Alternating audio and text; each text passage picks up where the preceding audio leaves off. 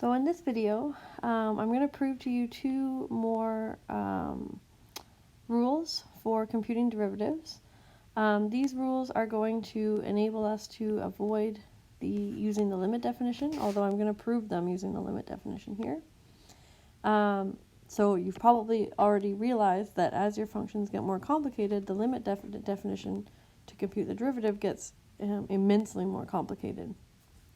So using these rules will make computing derivatives easier, but keep in mind it does not affect the interpretation of the derivative. So all that stuff that we talked about still applies. We're just computing the derivative in a different way. So the first rule I want to talk about is when you have a constant times a function of x, and you want to compute the derivative of that.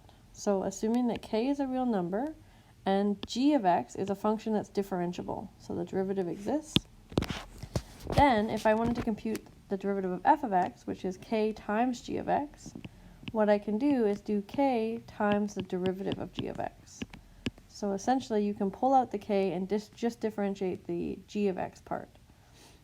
Okay, so another way to write that is the derivative with respect to x of k times g of x is k times the derivative with respect to x of g of x, or k times g prime of x. Okay, so let's prove this using the limit definition. So f prime of x should be the limit as h goes to 0, f of x plus h minus f of x all over h. So remember, to compute f of x plus h, we want to put x plus h in everywhere we see an x.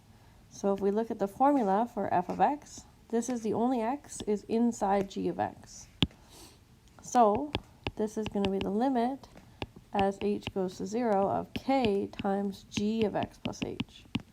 Okay, f of x itself is k times g of x, and I have that all over h. So now notice on the top that both terms are multiplied by k, so I can actually pull that out. Oops, I don't have the k anymore because I pulled it out. So it's k times g of x plus h minus g of x all over h. And in fact, because of our fraction rules, we could write this as k times g of x plus h minus g of x all over h. So it's like k over 1 times this fraction. Now the limit rules let us pull this k out front. Okay, so this is using a limit rule. So it's k times the limit as h goes to 0, g of x plus h minus g of x all over h. Now I hope by now, when you see this limit, you recognize it as g prime of x. This is the limit definition for the derivative of g of x. So I get k times g prime of x as we wanted. So that is the constant times a function. The other rule that I want to talk about is for sums and differences. So if f of x is u of x plus or minus v of x, and both of these functions are differentiable, then we can compute the derivative of f by doing the derivative of u and then adding or subtracting the derivative of v. Okay, so again, the derivative of a sum or difference, so u of x plus v of x. What this says is that you can do each part separately. So I can take the derivative of u and then add or subtract the derivative of v.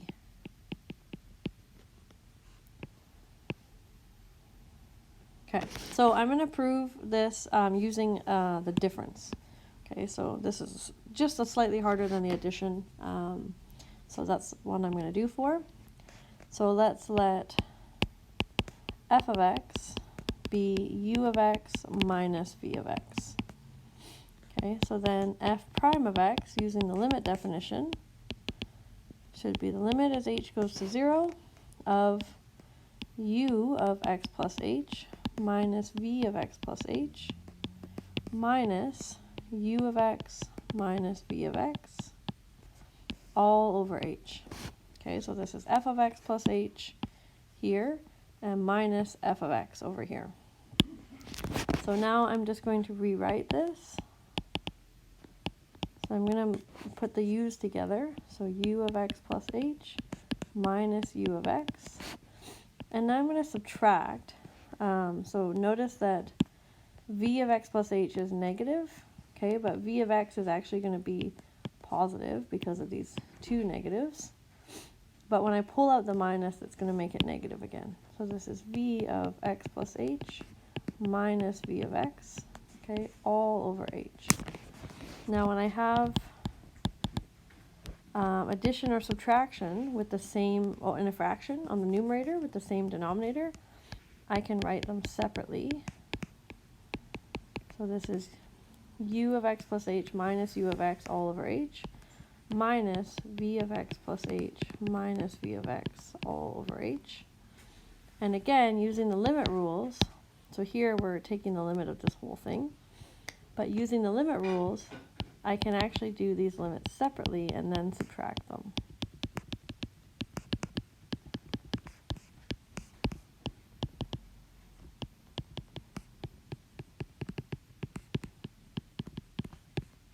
Okay, and then again, hopefully you realize this first one is the limit definition for the derivative of u, and the second one is the limit definition for the derivative of v. So this is going to be u prime of x minus v prime of x, okay, as desired for the difference, when f of x is a difference. So now we're going to use these rules to compute some derivatives. And I'm going to write them in detail at first, but you don't actually have to do it in this much detail. So f of x, our function, is 2x cubed plus 7x plus 3. So the sum rule tells us that when I'm taking the derivative, I can do each part separately. So I can take the derivative of 2x cubed and add the derivative of 7x, and then add the derivative of 3. The constant multiple rule lets me take out these constants that are in there, so the 2 can come outside the derivative, as can the 7. So it's 2 times the derivative of x cubed plus 7 times the derivative of x plus the derivative of 3. And now we can use the power rule. So this is 2 times 3x squared plus 7. The derivative of x is just 1, and the derivative of a constant is always 0. So simplifying, we get 6x squared plus 7 for our derivative here. Okay, so the next one, now I have a fraction. So h of x is 2 over 3 root x. So I might want to rewrite this. So I could write this as 2 over 3 times 1 over root x. And root x is actually x to the 1/2, right? And when it's 1 over x to the 1/2, I can actually write that as x to the negative 1/2. So I haven't taken the derivative, but I've just rewritten the function. So instead of looking like this, it's actually easier to compute the derivative when it looks like this. So h prime of x, using the constant rule, I can take out the 2/3, and then it's the derivative of x to the negative 1/2. And for this, I can just use the power rule. So this is negative 1/2 times x to the minus 1/2 minus 1. So that is, if I put these numbers together, so we can multiply these fractions, I'm going to get negative 2 over 6, which is the same as negative 1/3. And then negative 1/2 minus 1 is going to be negative 3/2. So again, we don't like to leave negative exponents, so this is actually 1 over x to the positive 3/2, which is going to be negative 1 over 3, and then I'm going to write this. I mean, you can leave it as a fraction exponent if you want, but you could also write it as square root of x cubed on the bottom. So that would be how I would leave my derivative. Part C. So g of x now I have a product. So I have two functions that are multiplied together. We don't have a rule for that yet. That's actually coming in the next video. So what we actually have to simplify here. So notice that this bracket, there's no exponent, okay? So that means the exponent is 1. So we could expand in, okay, when there's no exponent. So let's first just change this exponent. So 3x all squared is 9x squared.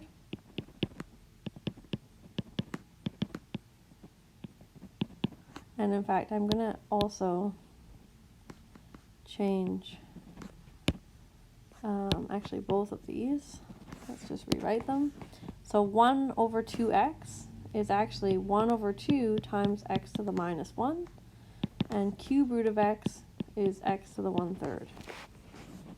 Okay, so now if I expand this through, I'm going to get 36x squared minus 9 over 2 x to the 1, because 2 plus negative 1. And then I'm going to have 9 x to the 2 plus 1/3 is going to be 7/3. Okay, so this is g of x. Now it's in a form where we can use these rules.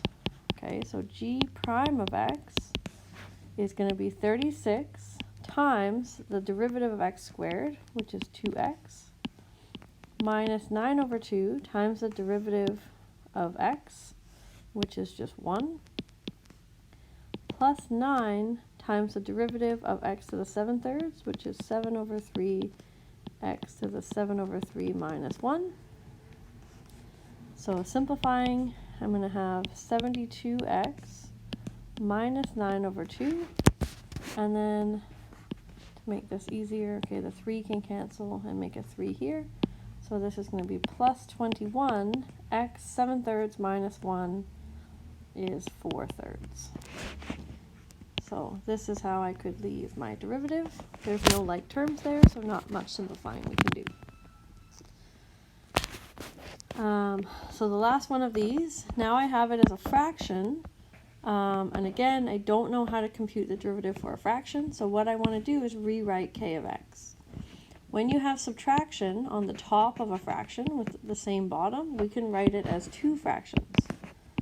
So I could write this as 2x cubed over root x minus 9x over root x. So I'm basically just doing the addition or subtraction of fractions, but backwards. Now, you could also, which some people like to do, is take the numerator, okay, and instead of dividing by root x, you can times, so root x is x to the 1/2, you can times by x to the minus 1/2, and then you can expand into the brackets. That's another way to simplify this. Okay, either way, it doesn't matter. So when I simplify these fractions, I'm going to have 2, and then when I have x cubed over x to the 1/2, I subtract the exponents. So 3 minus 1/2 is 5/2. So it's 2 times x to the 5/2 minus 9x to the 1/2, because it's 1 minus 1/2 here. Okay, and now I can take the derivative. So k prime of x, I pull out the 2, and then I take the derivative of x to the 5 over 2. So that's 5 over 2 x to the 5 over 2 minus 1, minus 9 times the derivative of x to the 1/2, which should be 1/2 x to the minus, well, okay, I'm jumping a step here, so let me just back up. X to the 1/2 minus 1. So simplifying, okay, we can put these fractions together. In fact, the 2's cancel, so I just get a 5 here. And then 5/2 minus 1 is 3/2. And then I'm going to have 9 over 2, and then x to the minus 1/2. Again, we don't like negative exponents, so I'm just going to rewrite that one. So it's going to drop down as a positive exponent, and then I can multiply it in. So it's going to be 9 over 2 root x. So here is our derivative. Again, there's different ways to write it. So one more example. We can also talk about applications. So here I'm going to talk about a business and economics application. So when they refer to rates of change for variables, they often use the word marginal. So if C of X is giving the cost of producing X units, the marginal cost is going to be the rate of change of the cost. So this is going to be in dollars per unit produced, which is just C prime of X. It's the derivative. Okay, when we talk marginal, we talk derivative. Another important economics term is demand. Okay, so we normally use Q for demand. So it's the number of items that consumers are willing to purchase at price P. Okay, so P and Q are related with a function. So we often use Q as the independent variable. So we often say P is some function of Q. So then when we want revenue, it's going to be the price times the number of people are willing to buy. So that's Q. And if you know, so we want this in terms of only Q. So that means I'm going to replace P with D of Q. Okay, so we have the price, okay, times how many that they will buy. That's how we compute the revenue. So let's just do an example. So suppose the demand function for selling stereo systems is given by this equation here. So the price is going to be 1,000 over Q squared plus 1,000. And we know the cost for producing Q stereos is given by this equation. So C of Q is 0.2 Q squared plus 6Q plus 50. Determine the marginal profit, okay, when the company sells 10 stereos. So marginal profit means that we want P prime of Q, okay, that's our variable. And when they sell 10 stereos, this means that we actually want P prime of 10. Okay, so we want when Q equals 10. So we first want to find an equation for the profit. Okay, so we should know that profit is the revenue minus the cost. So it's what? The money that we brought in minus the money that went out. So to compute the revenue, let's do that in blue. So we call that R of Q. It's going to be P times the demand. And we know what P is. So it's going to be 1,000 over Q squared plus 1,000 times Q. So if I simplify that, I get 1,000 over Q plus 1,000 Q. Okay, so that's our revenue. The cost is given. Okay, so that means that P of Q is going to be this 1,000 over Q plus 1,000 Q minus 0.2 Q squared plus 6Q plus 50. Okay, so if we simplify this, maybe I'll rewrite actually. 1,000 over Q is 1,000 times Q to the minus 1. And then we have some like terms. So 1,000Q minus 6Q is going to be 994Q. I'm going to have minus 0.2 Q squared and then minus 50. So now I'm ready to take the derivative. So P prime of Q is going to be 1,000 times the derivative of Q to the minus 1, which we know is minus 1 times Q to the minus 2. Okay, plus 994 times the derivative of Q, which is 1, minus 0.2 times the derivative of Q squared, which is 2Q, and then the derivative of 50 is 0. So this is going to be negative 1,000 over Q squared plus 994 minus 0.4 times Q. So that means P prime of 10 is negative 1,000 over 10 squared plus 994 minus 0.4 times 10. So this is negative 10 plus 994 minus 4. So I actually get 980. Okay, now the units on here should be dollars per unit produced.